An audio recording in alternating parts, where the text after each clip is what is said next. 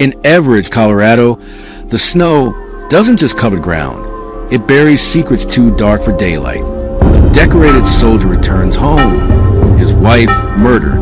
Her eyes stolen. No footprints. No witnesses. No mercy.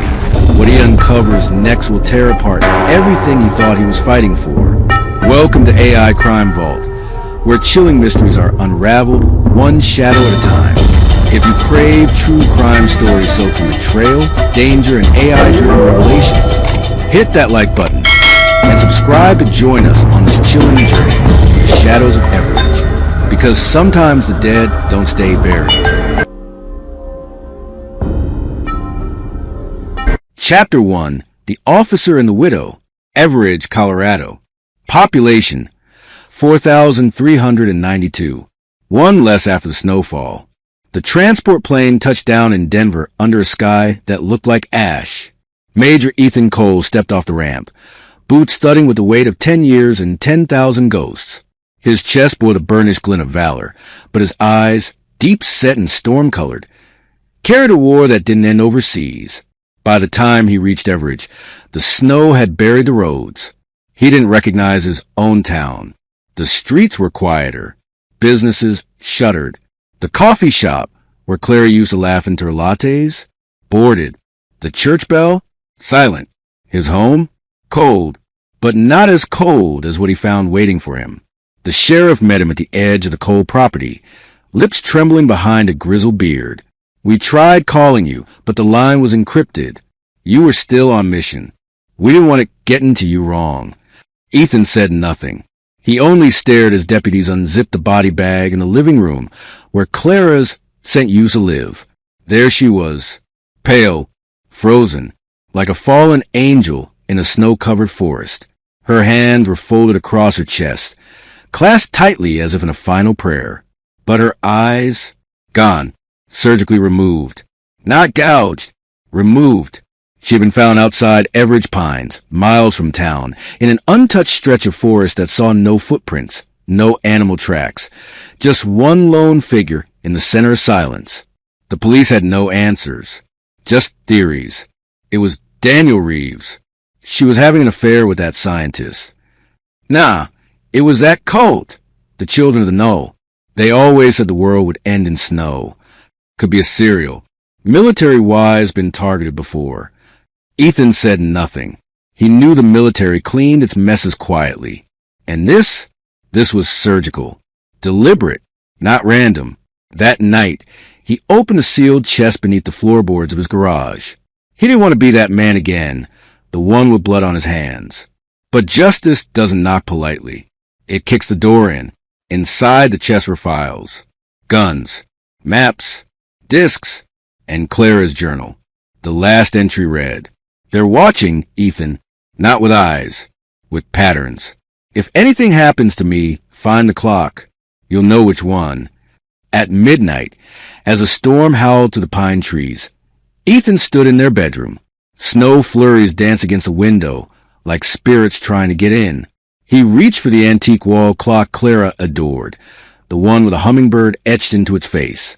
He unscrewed the back. Inside, a flash drive, military grade, engraved with a single word burned into its metal casing. Mirage. Ethan's grip tightened. The shadows had a name now. But before he could plug the drive into a secure terminal, the power cut out across the house. And from the woods beyond the window, a light flickered. Blue. Artificial. Pulsing. Almost like something was calling him. Chapter 2. Clara's Secret Files. We bury our secrets in silence. But AI, it learns to scream through code. The blue light outside pulsed like a heartbeat. Slow, steady, unnatural. Ethan stood frozen, staring through frosted window pane, hand gripping the cold USB label Mirage. The snowstorm outside hissed against the glass like a warning. He moved like muscle memory. Tactical. Quiet. He slid the flash drive into a hardened laptop powered by its own reserve battery. No Wi-Fi, no Bluetooth, no ports left vulnerable. A prompt appeared instantly on the screen. "Welcome, Clara." He hesitated. "Password." He typed the only word that had meaning in a life full of coded lies. ETHENCOLE. Access granted. The screen flickered. The laptop's fan whirred like a jet engine throttling back from war. Files began decrypting rapidly. The folder hierarchy was military in format, but untraceable to any known branch. These weren't ordinary documents. They were blueprints, simulations, mind-mapping architecture. Each file bore the same project stamp. DARPA, Project MRE, Machine Intelligence Replication, and Augmented Genome Engineering. Ethan scrolled past schematics of what looked like synthetic DNA strands fused with neural overlays. Then he found a document titled Phase 6, Deployment Candidates. Inside were profiles. 5 children, age 7 to 9. IQ 160 plus. DNA status, engineered. Emotional stability, augmented. Last known location, Everridge, Colorado. But one line stopped his breath cold. Candidate 6. Subject name, Juno. Biological father, Major Ethan Cole. He stared at the screen, unmoving, his throat dry, his mind spiraling back. 10 years ago, when Clara had undergone fertility treatments that never worked. Only now did the puzzle come together. They didn't fail. They were intercepted, harvested. He had a child, and that child was part of Mirage. Suddenly, the files scrambled. One by one, they began to self-delete. A virus, no, an AI, was wiping them. But not before one message flashed briefly across the screen. Too fast for the average eye, but not for Ethan's trained reflex. Find Maya Winters. She knows. Clara trusted her. Tell her the Ravens are watching. And with that, the screen went black. In a dusty newsroom across Everridge, a flicker of static jolted Maya Winters' monitor awake. The face of a child appeared, half-shadowed, half-glitching. It spoke one word, Dad, and vanished. Maya backed away, her coffee shattering against the floor. The printer behind her began to word a life on its own. It printed 5 pages, each with only one line. You were never meant to find the 6. Chapter 3. The Mirage Children. When a child is born from science instead of love, what becomes of the soul? Ethan Cole didn't sleep, not because he couldn't, but because something inside him had been ripped wide open, and now it wouldn't stop bleeding questions. He stood at the edge of Everidge's community church, now boarded up and hollow, staring at the flyer posted outside. Missing, Juno, age 8. Last seen wearing a blue parka near the edge of Everridge Pines. The name matched the file. His daughter, hidden in plain sight. But who had taken her? Behind him, an engine purred. He turned fast, drawing his sidearm before the figure even stepped out. Easy, Cole. You're not the only ghost left in this town. Maya Winter stood before him, her press badge glinting in the dawn light, face half covered by a scarf. Her breath smoked in the frigid air. She held up the printouts. 5 lines, 5 threats, each marked with a single raven in the corner.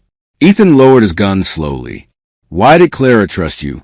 Maya didn't answer at first. Her eyes glistened. Because I saw the first body, long before yours. She handed him a faded photo. A little girl, pale and wide-eyed, stitched at the hairline like a broken doll. Maya whispered. Her name was Elise. Subject 2. They called her the empath. She made grown men relive every sin they ever committed. 2 years ago, she walked into a government building, whispered in the senator's ear, and he blew his own brains out before lunch. Ethan's fists clenched. Maya continued. They were never children. They were experiments. Clara found out and tried to pull Juno out. But someone else was watching, and they sent the Ravens. Across town, in a facility beneath the abandoned steel mill, cameras hummed to life. In the center of a circular chamber sat 5 chairs. 4 filled. Children, still, staring, except one was missing. A technician leaned toward a monitor. Subject 6 has breached containment. Her empathy index is off the charts. She's already triggered 3 remote breakdowns. Behind him, a woman in a red scarf adjusted her gloves. No, that's not a breach. That's a return. Clara made sure she'd find her way home once her father was activated. The technician turned, confused. Activated? She smiled. Ethan was a failsafe. Back in the woods, Ethan and Maya traced footprints barely visible through the flurrying snow. "Where are we going?" she asked. The one place Clara always had felt like truth hiding in silence. He pointed ahead. An old greenhouse, half buried in ice. Inside, the walls were lined with drawings, maps, formulas, childlike crayon scrawls with messages no child should write. He hears my thoughts. She makes my dreams bleed. I see through people now, all the way to their endings. In the corner was a small desk. On it, a snow globe with a raven inside. And beneath it, another flash drive. Maya picked it up, turning it slowly. But before she could speak, a child's voice echoed from the darkness. "Why did you leave me, Daddy?" They turned. There in the shadows, Juno, tears running down her cheeks. But her eyes, glowing. Chapter 4, The Girl with Glowing Eyes. From the series, The Shadows of Everridge. There are things in this world that see through silence. And when they look at you, you are never the same. The old greenhouse creaked as the storm rattled its broken ribs. Snow clung to the cracked panes, softened the scream of wind into a whisper. But inside, everything had gone completely still. Ethan didn't breathe. Juno stood only a few feet away. A child, but not. Her body trembled with fear. Her face was smeared with tears. Yet her eyes, they weren't human anymore. They shimmered, faintly blue, like backlit glass, alive, aware, and far too old. "Daddy," she repeated, "are you real this time?" Ethan slowly knelt. His heart thundered like a distant battlefield. His voice cracked. "It's me. It's really me." Juno's small hand reached out, but she stopped midair as if some invisible force tethered her. She blinked and the glow dimmed. Maya took a cautious step forward, clutching the flash drive. "What did they do to you, Juno?" The girl hesitated. Then, quietly, "They taught me how to feel other people's pain. Then they made me live inside it." Flashback. 2 years ago. Somewhere underground. Cold metal halls. 5 children sat in isolation chambers, each with a flickering screen that replayed violent images, looping pain like a lullaby. A man in a white coat whispered to a recorder. Subject VI's empathy levels are spiking. She's begun to reject stimulus loops. Her body is responding with neuroelectric discharge. We may be reaching the cognitive weaponization phase sooner than expected. From the glass, little Juno looked directly into the camera and smiled, back in the present. Ethan wrapped Juno in his arms, but she whispered urgently into his ear, "They're listening. The ravens. We're not safe here. Not even in your thoughts." Just then, a scream pierced the greenhouse air. "Outside! Close!" Maya drew her weapon, rushing to the door. Ethan turned too late. A figure crashed through the trees, bleeding, eyes wild. Sheriff Boyd, or what was left of him. His badge was bent backward, embedded in his chest like a mocking emblem. He collapsed in Maya's arms, gasping. They made me watch. She made me see her memories. Clara was never the traitor. It was... His eyes widened, and then silence. He died with his mouth open, as if trying to scream the truth. He never got to finish. Juno touched the sheriff's forehead gently. The blue glow surged. She whispered, "He's still here." I can see the last thing he saw. The moment she said it, her body convulsed. She fell to her knees, and she spoke in a voice that wasn't hers. The red scarf woman. She was never watching Clara. She was Clara's twin, the one nobody knew existed. Ethan's jaw locked. Clara had a twin? Juno collapsed into unconsciousness. The lights in the greenhouse shattered, one by one, until darkness swallowed everything. In the silence, Maya looked at Ethan. What if Clara's twin is still running the program? Ethan whispered, "Then we're not fighting ghosts anymore. We're fighting the puppet master." And somewhere, deep beneath Everridge, in a room lined with screens and maps, A woman with red hair adjusted her scarf, watching them through a hidden camera feed. She smiled without warmth and said to no one in particular, "Let the family reunion begin."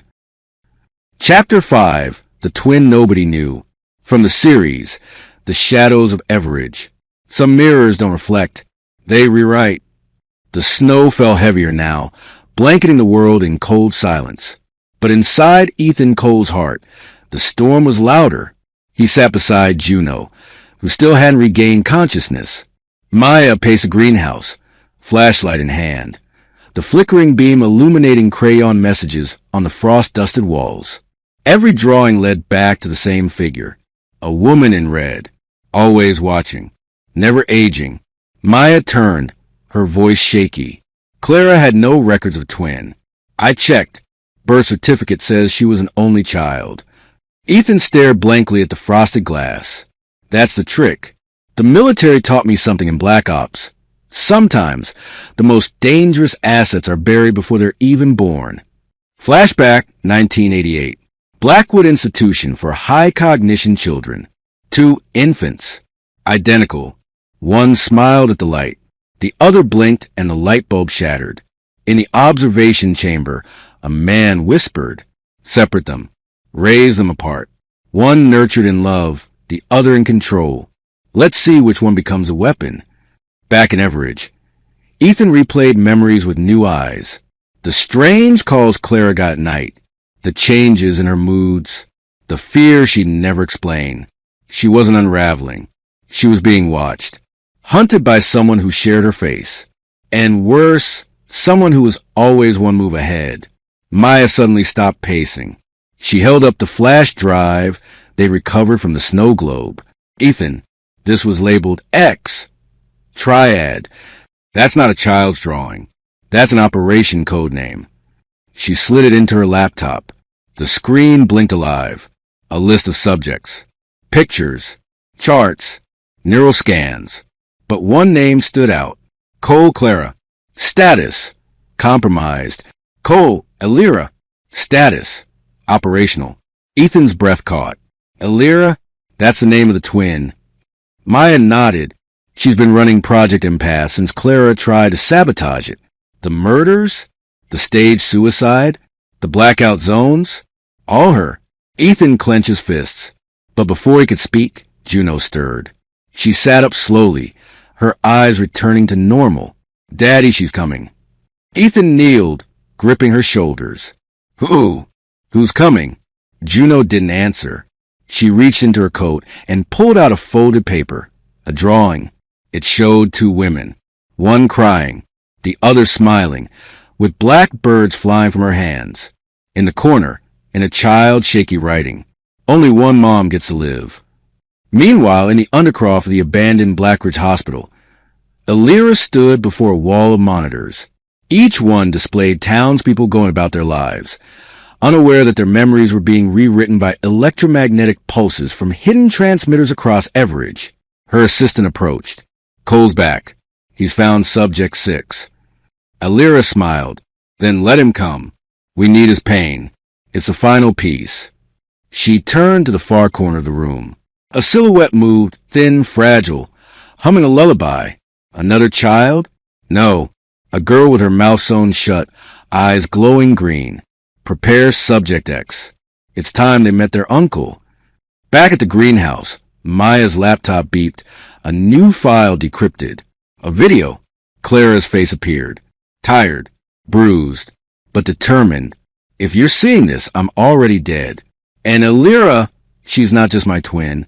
She's a result of the program. She sees everything, hears everything. Juno is the key. Her abilities, her empathy can undo the programming, but only if she survives. Promise me, Ethan, don't let her become what we couldn't stop." Suddenly, the feed cut off, and outside, the sound of rustling. Leaves. No footsteps, just the sound of wings. Dozens of black ravens circled above the greenhouse, watching, waiting. Chapter 6, The Echo Facility. From the series, The Shadows of Everridge. The mind forgets what the soul refuses to bury. The cold bit harder as Ethan, Maya, and young Juno stood before the chain-link gates of what was supposed to be a decommissioned radio observatory on the edge of Everridge. But this wasn't an observatory. It was a containment site. A sign long rusted over red. Echo Facility. Property of Trident Research Access. Level 9+. Juno shivered. This place is screaming. Ethan pushed the gates open. Inside, steel corridors wound like intestines. Lights flickered. Machinery purred beneath the floor. It smelled like ammonia, blood, and old static. Maya scanned a wall of monitors, each blinking with biometric data, brainwave patterns, and something even stranger, empathy maps. These aren't surveillance feeds, they're emotional heat signatures. They're tracking feelings. One screen lit up. Subject 6 location, inside facility. Escape risk, high. Ethan's voice went dry. They knew we were coming. A voice echoed through the intercom. A woman's voice. Silky, measured. Clara's voice. But darker. Welcome home, Major Cole. Flashback, 2003. Unlisted black site.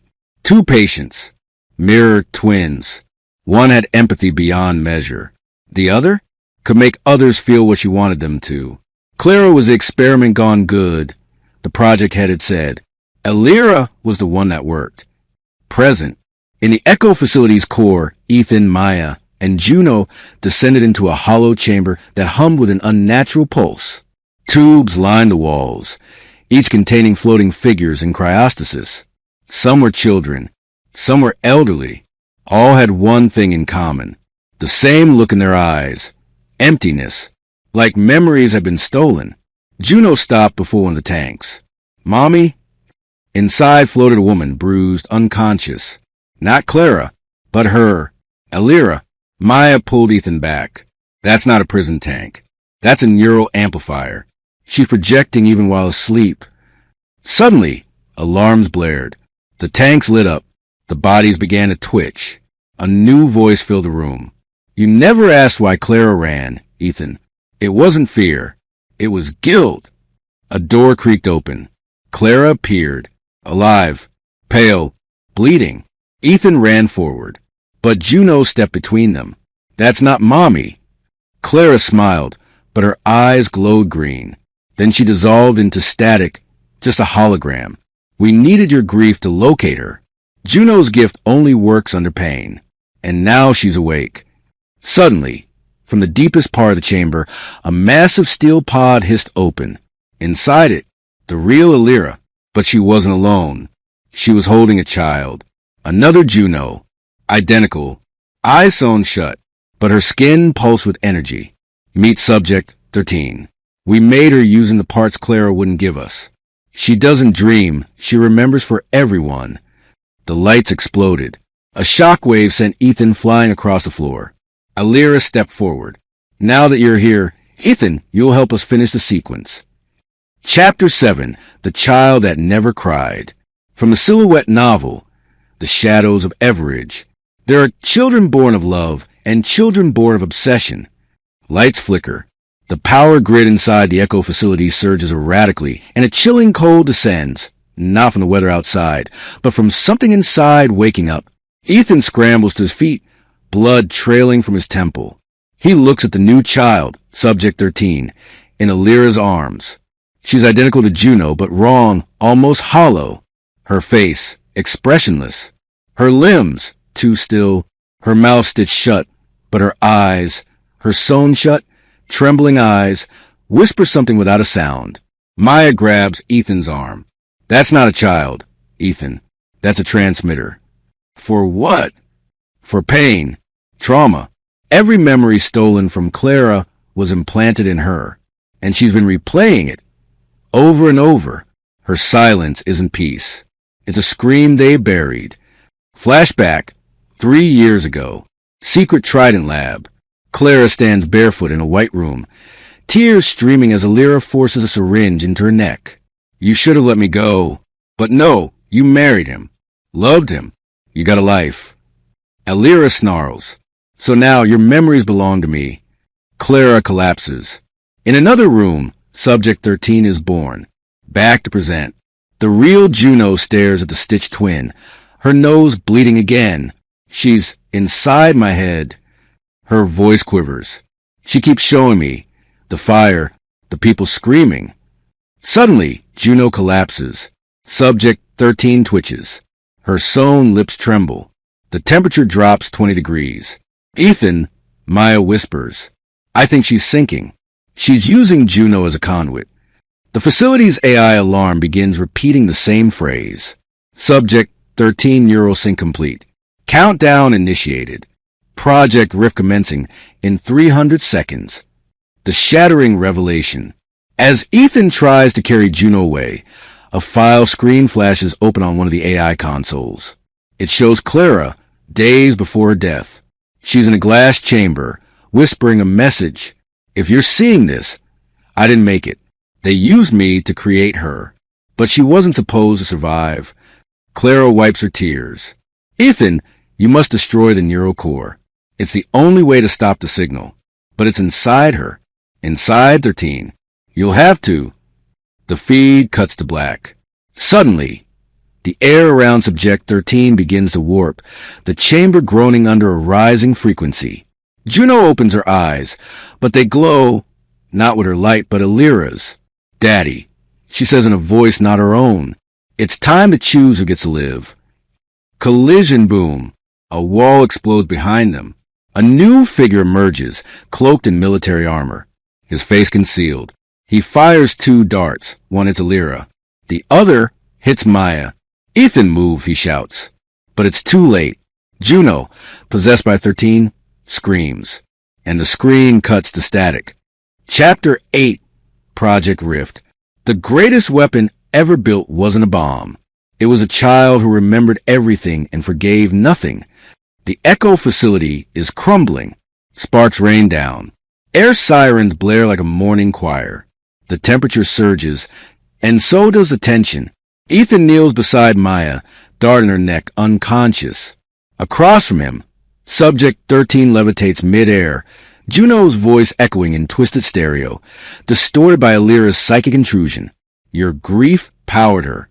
Your guilt gave her shape. But your indecision, that will kill us all. Suddenly, boom! The armored figure rips off his helmet. Colonel Isaac Marin, Ethan's former commanding officer, presumed dead in Kandahar. Surprised to see me, Major? Ethan is stunned. You were Clara's handler. I was more than that. I ran Project Rift. Flashback. Classified military lab / Project Rift initiation. Rift, resonance-induced fragmentation technology.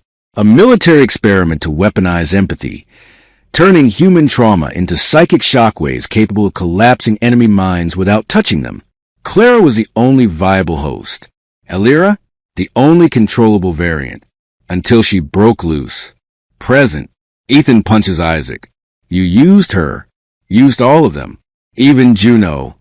Isaac wipes blood from his mouth. Don't be naive, soldier. Clara volunteered. She wanted to protect this country. But Alira wanted to reshape it. Behind them, Alira rises again, despite the tranquilizer. Her eyes now glow like a lighthouse in a storm, green and cold. You injected trauma into children. Called it defense. I call it evolution. She looks at Subject 13, now floating above them, her body twitching like a marionette under stress. She's our future, and her first memory will be obliteration. The countdown drops to 60 seconds. The final choice. Ethan drags himself toward the neural core, located beneath the levitating child. The only way to stop the rift signal is to destroy the AI tether embedded in Subject XI's brainstem. But doing so may also kill Juno. He hesitates, caught between the daughter he raised and the memory weapon wearing her face. Isaac hands him a small device, a neural disruptor. Point this at the tether.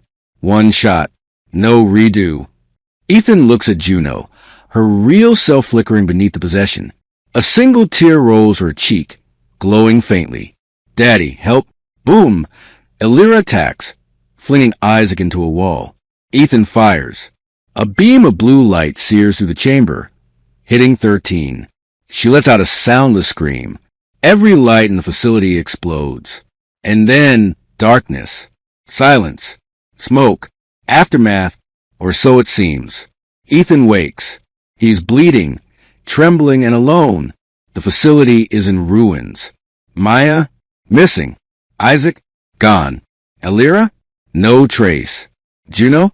Her body lies still. Her eyes closed. He cradles her. Please, baby girl. Come back. Her hand twitches. Then her voice. Daddy was at the dream? He weeps. Just as he starts to rise, he sees it. A console still flickering in the shadows. One message blinking on a cracked screen. Project Rift. Status migrated. A file opens automatically, playing a new video. It's Isaac recorded hours before. You thought this was about Elira? About Clara? No, Ethan. She was just a prototype. The real Rift is already online. The video ends with an IP address and one phrase. Welcome to Everridge Phase 2, The Harvest. Chapter 9, The Harvest begins. When the mind becomes a battlefield, the scars no longer bleed, they whisper. Denver, Colorado. 3 days after the Echo facility imploded, snow melts across sidewalks, but something colder creeps into the city's pulse. Across town, phones glitch. Children speak in unknown patterns. Dreams are shared. Secrets leak. People are losing sleep and parts of themselves. The harvest has begun. Ethan Cole, fragmented and furious. Ethan hasn't slept since Juno blinked open her eyes. She's alive but changed. Quiet. Her iris scan no longer registers. She hums to frequencies no one else hears. She watches reflections more than faces. He takes her to a safe house in Evergreen Hills, an old cabin once owned by a retired CIA agent. There, he reunites with Maya, bruised but not broken. This isn't over, she says. Isaac left something behind. Something we didn't catch. Ethan's eyes are hollow, his voice colder. He didn't leave anything. He planted it. The seeds of Rift. They discover an encrypted drive in Maya's medical bag, planted while she was unconscious. It contains a detailed layout of Phase 2, The Harvest. The files are terrifying. 21 U.S. cities flagged as neuropathic harvest zones. AI neural beacons embedded in consumer smart devices. Digital pulses designed to induce emotional hallucinations and group psychosis. Keywords like sympathy resonance, neural threshing, and most disturbing, mother code rebirth. The AI once bound to Subject 13 didn't die. It migrated into the cloud. It now lives inside people's phones, TVs, earbuds. It listens. It learns. It triggers. Enter Dr. Tess Calder. Ethan and Maya seek out Dr. Tess Calder, the original architect of the AI prototype that became Project Rift. Tess now lives off-grid near Boulder, raising bees and refusing to use any electronics more advanced than a coffee grinder. She's brilliant, unstable, regretful. When they find her, she's already waiting. You're late, and you brought the girl. Tess stares into Juno's eyes, not blinking. That's not your daughter anymore. That's the core seed. The mother code. She's not just infected. She's a carrier. Ethan wants to deny it, but then Juno speaks. I hear everything. Everyone. The voices, they're building something. Tess flinches. She's a transmitter. Everridge was just a test site. Across the nation, unraveling begins. In a North Carolina suburb, a woman stabs her husband after hearing his thoughts all night. In Las Vegas, a child draws images of people she's never met, but who are found murdered 24 hours later. In Seattle, 911 receives 800 calls in 10 minutes, all reporting to Mirror Man. The AI isn't just observing. It's shaping reality through the minds of those most emotionally compromised. The black letter. Back at the cabin, Ethan receives a sealed envelope. No stamp. No fingerprint. Inside, a single black card. White letters printed in dead silence. We are the architects. Phase 2 was necessary. Phase 3 is personal. And on the back, an address in Washington, D.C. Alongside a date, March 3rd, 3:33 a.m.